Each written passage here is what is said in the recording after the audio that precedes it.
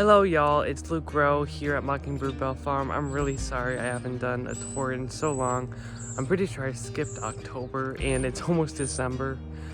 So here's a November tour for you.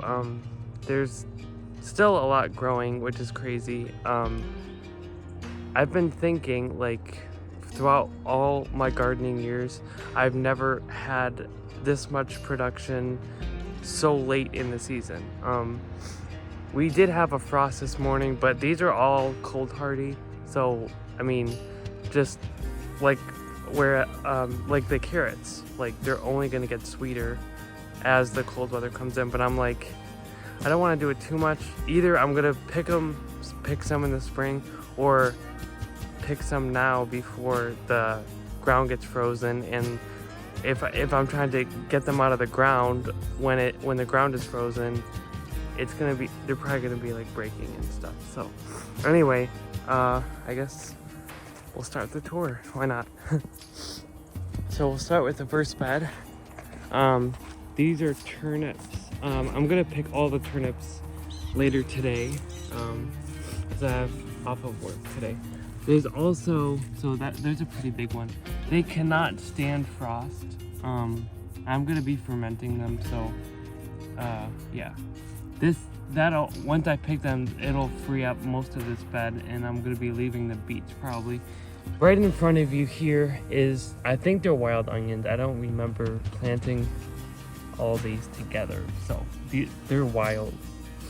Some people call them like onion grass or whatever, but I'm gonna be using that probably for kimchi soon.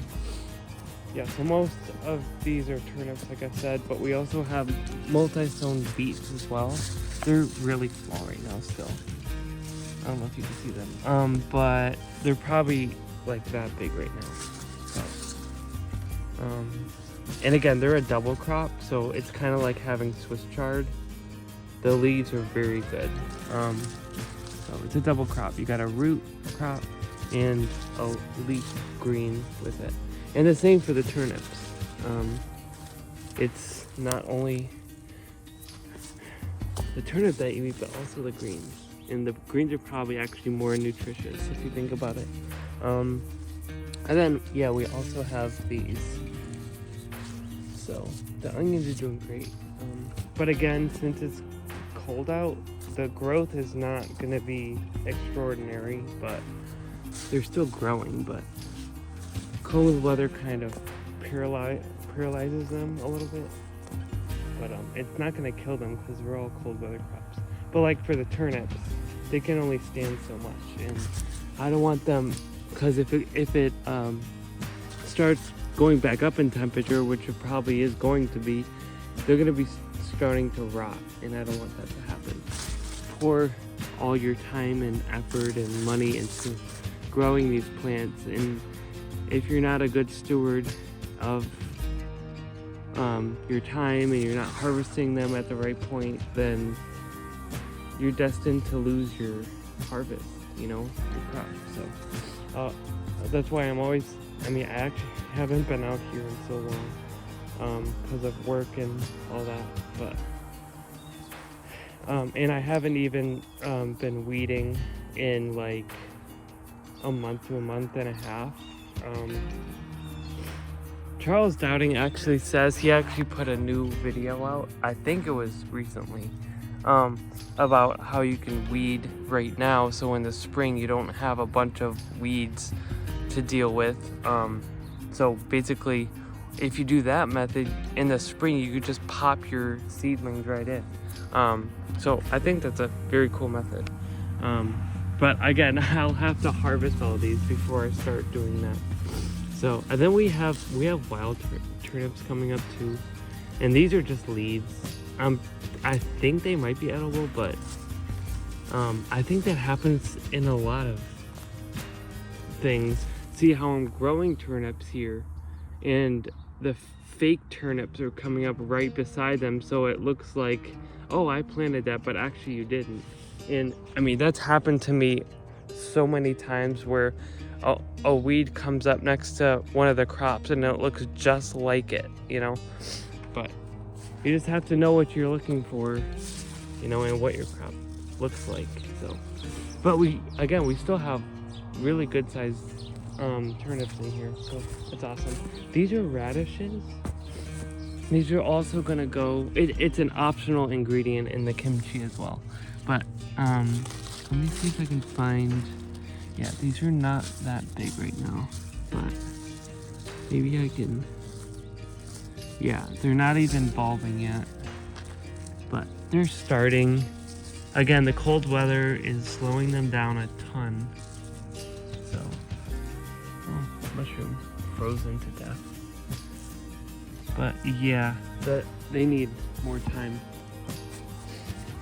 And I planned on doing the kimchi today, so I might just use the leaves. I don't know. I think it'll take on the same flavor. So, but again, as you could see, all frost from this morning. Oh, these are better. These are a lot better. See, but it's kind of strange because all these radishes were planted on the same day, and yet these over here, like, you could literally tell how big they are, you know. But over there, they're not even, you can't even see the circle shape yet. And then this was kind of impromptu, but I planted spinach as well. I don't know how much I'm gonna get from them, but at least I don't have to worry about them seeding, because every single year I try them, I plant them too late and they give like maybe a cup of harvest leaves, and then they start their seed head, and I'm like, why am I even bothering with growing them? Because it's just like, why? There's more productive things like romaine that I could grow, so I rarely do spinach. So as long as I plant it early enough or in a cold season, like, you know, October, November, then they won't seed. So that's why I don't grow them a lot of the time. Here's the kale. I know it looks sad. See, the leaves are kind of droopy, but once the frost gets off them, they look fine. I still have to edit a video of my procedure with cayenne pepper on the stems. I'll just note what is in that, what's going to be in that video once I edit and upload it to the YouTube channel. But like, look at this, was stem rot. I can literally put my finger in it, and the cayenne pepper powder mixed with water, and then you use an old toothbrush, and then you just kind of you know, brush it all over this. These plants are from the spring, and especially with old plants, they're going to be more susceptible to diseases such as Sclerotinia, or the other name for it is stem rot. It totally decimated my Russian kale that was right here. They would have been alive if the stem rot didn't kill them. So again, the older plants are more susceptible to diseases and pests as well. So I wanted to try, I mean, I didn't even look this up, but I knew cayenne pepper a lot of pests don't like, and I guess diseases don't either. So yeah, but again, these are from the spring, and I could be picking them throughout next year as well. So that's gonna be awesome. That's why I like kale. You know, you could plant it once and have harvest for years to come, especially like my home garden. If you allow it to seed, then you've got plants for years and years and years to come. Because even though they're biennial, if you're letting them seed themselves every single year, you're gonna have a whole bed plastered with, you know, tons of plants. And then this was my experimental bed, and I am astounded by the growth that I've seen. I'm just gonna give you a little glimpse of what I'm talking about. You've probably seen the other video that I did in October, I think it was. Again, these are all collapsed because when I was trying to get I was kind of thinning the turnip leaves out because they were starting to get the stem rot as well, because there's one bad thing about multi-sowing, and that is the plants don't get aeration, and they're not able to fight against diseases. So but I've multi-sown everything. So here's carrots. There's about 5 to 7 per clump. They're probably as long as my hand right now.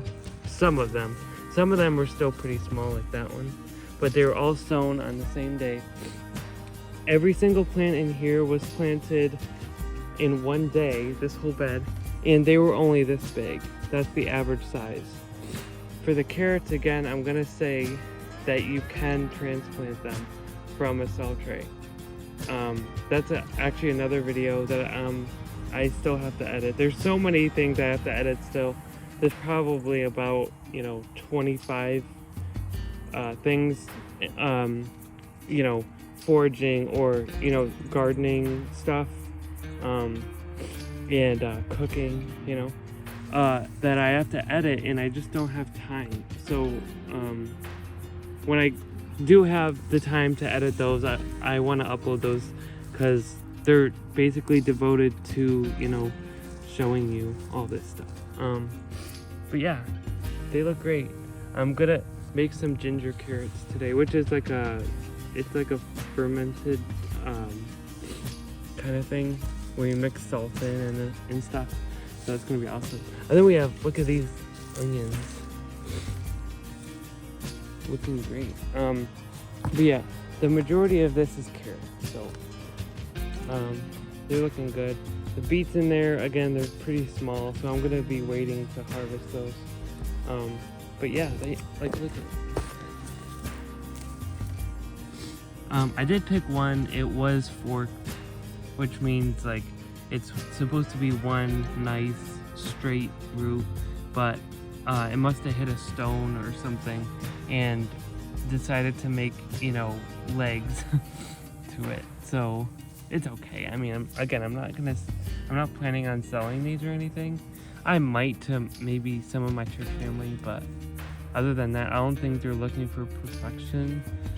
They're looking for nutrition, and I mean, that's the same thing with, like, we have a bunch of apple trees here on the farm, and yeah, the skins don't look that nice, but it's what's on the inside that counts, So anyway, so that's that bed. I'm pretty sure, yeah. That's everything. And then again, there's more turnips in here. They're big. Yeah, they're big. But they're gonna be harvested today. And then over here, I don't even know if they made it. There's cilantro in here. Oh, it's not live, okay. They're doing pretty good. There's actually, I think it's Salanova. Oh, there. Oh, okay. They're doing good. That beautiful color. Salanova is so beautiful. And I think that's Salanova. Or I'll just call it leaf lettuce because I think that's what it might be. But I can't believe they're still surviving. It must be really hardy. Well, I know salad greens can, be, very, they could stand in very cold weather, but frost, that's something to applaud them about. And then, so this is the first planting. This is the second planting of carrots.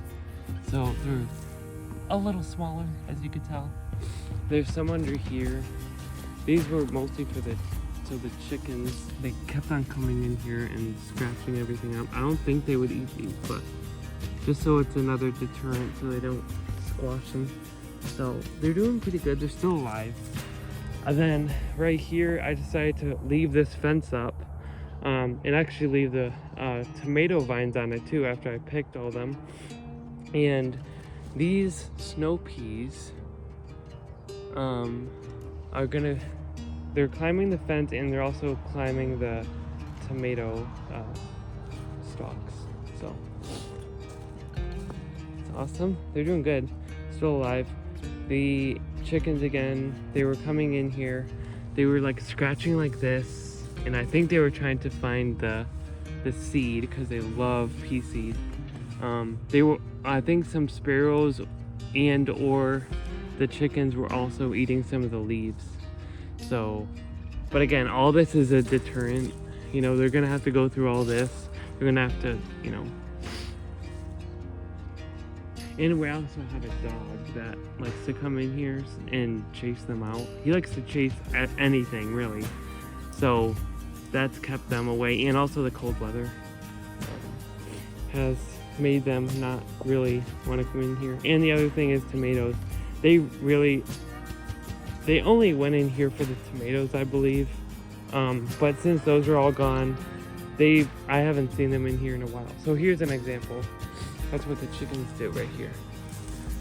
I don't know what they're trying to do, but it's kind of annoying because every time I have to do it. And then here's the first planting, or third planting actually, of carrots that I am going to edit soon, hopefully. The true leaves are just starting to come out, and that's one thing that when you're planting them from a transplant tray, you put them in even before those true leaves come out, and that's the trick. So, but they're doing good. We'll definitely, hopefully, harvesting them maybe in spring or summer of next year, if they make it. I don't see any sign of stress or anything on them, so my hopes are up for them. But yeah, they go all the way down there. So there's a again, there's another video that I want to edit soon. So, and then we have at my feet, there's a bunch of Chinese cabbage. Doesn't look like it's gonna stop growing, but I love how the frost is on them. It looks so magical, doesn't it? So cool. So these are kind of young. These are older ones, so some of these are starting to hard up, as you can see. This one, pretty nice. I don't know what weather they can tolerate, so again, I'm gonna make kimchi out of these ones. Now the recipe says, you know, 1 head, but these heads are pretty small compared to what they're supposed to be. So I'm probably gonna use like 2 for 1 recipe. So, but yeah, they're looking great. And then here's more kale. This is the second planting of kale, so it's a lot younger than the stuff over there. This was, again, supposed to be, I did a pest crop, I guess you could say. So all the pests were supposed to go onto these and leave those alone. But again, with the stem rot, you know, it was very destructive, and I'm glad I nipped it in the bud with the cayenne pepper solution that I not invented, but it's working, so whatever. That goes to show you that you don't have to buy expensive stuff at the garden stores. I mean, there's a lot of stuff in the pantry you could just use for, you know, your gardening needs. And that was basically just an experiment, and it worked. It worked wonders. So just experiment with your garden. I mean, I'm not against reading books, but there's a lot of stuff where people write books because they were the first person to do something to find out what would happen, if it would work, and if it worked or if it didn't work, well, they'll still write about it and tell you. But that's just the cayenne pepper thing mixed with water is just one of the things that, you know, reflects, okay, I'm gonna try something, I don't know if it's gonna work, but you'll never know if you never do it. So there's that. There's my 2 cents. Anyway, that's it for the garden. It'll probably be the last tour, sadly, for Mockingbird Belle, unless there's something very, very important I want to tell you. Like if the peas start, forming pods or something, I think that would be the only thing that would make me want to do another video.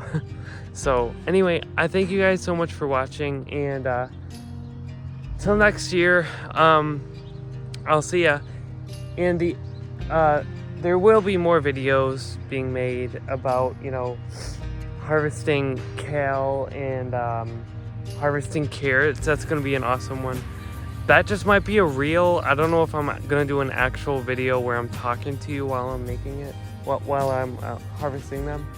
But we'll just see. I know I want to do a reel for them because I like the fast pace, and a lot of people on YouTube, they just like watching gardening things, and they don't want to watch a full length 30-minute to an hour long talk. Not that it's not informative, but people just like short stuff.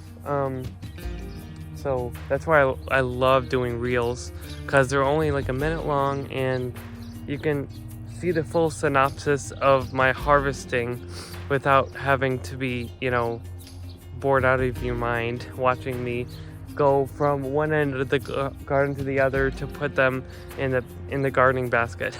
Anyway, thank you guys so much for watching.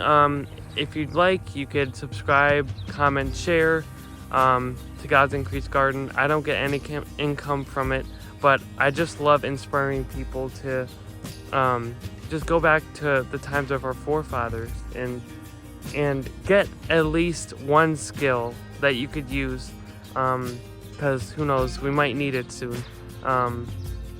Food security is a big thing, and preserving your harvest, because who knows, next year you might have a very, very lean year, and a lot of it is environmental, but it's good to preserve what you have now, so you don't have to wonder, oh, what am I gonna do because my garden this year's doing terrible. But I'm still eating through stuff that I preserved, such as like tomato sauce and pickles and ketchup from last year and even the year before.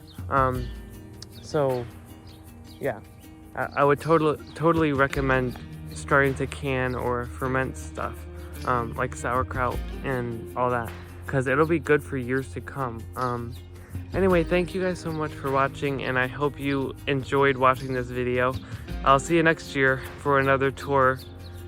Bye.